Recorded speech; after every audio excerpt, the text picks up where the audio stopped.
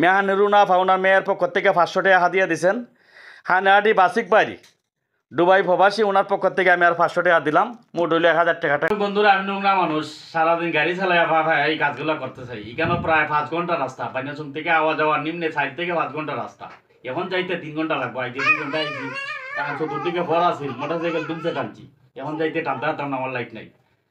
5 ঘন্টা রাস্তা ব্যাক করে আমি বানিয়াচুং থেকে এখানে আইছি ফারফুর। কেন আইছি? এই মানুষটাকে একটু সাহায্যর হাত, যাতে মানুষের হাতটা বাড়িয়ে দেয়, আমি একটু তুলে ধরবার লেগে আইছি ফেসবুকে। আমার মতন মানুষের কোনো ক্ষমতা নাই, তাকে 1 বস্তা চাউল দিয়ে 1000 টাকা দিয়ে হেল্প করার মতন ক্ষমতা নাই। আমার ক্ষমতা ততটুকুই, এই যে আমি দিন লড়াই আইছি, বাগে তেল ফুইরে আইছি, অতটুকুই আল্লাহ পাক ক্ষমতা। এর চেয়ে বেশি দেওয়ার ক্ষমতা যদি থাকতো, তাহলে আমি রুনা ভাকে, বাসিক ভাইকে আর ওই মারুফেশনের মালিককে এখানে তুলে ধরা লাগতো না। ওদেরকে তুলে ধরছি মানে ওদের কাছ থেকে আইনি আমি ওই ধরনের মানুষকে হেল্প করি।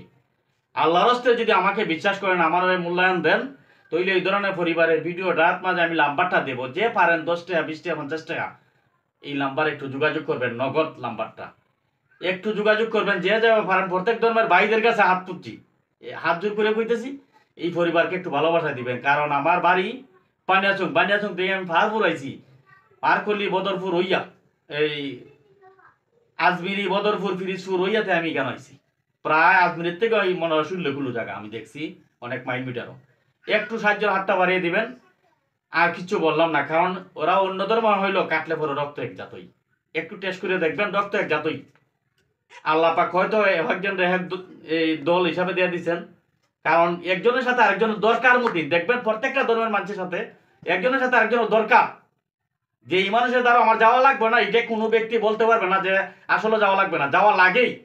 যদি মনে করেন যে ওরা আমার দেশের আল্লাহ পাক আমরা একই রক্ত দিয়ে পাঠাইছেন, একই দুনিয়ায় তৈরি আমরা, ওই হিসাবে তাদেরকে একটু সাহায্য করবেন। আল্লাহ হাফেজ, আসসালামু আলাইকুম। যাই দাদা।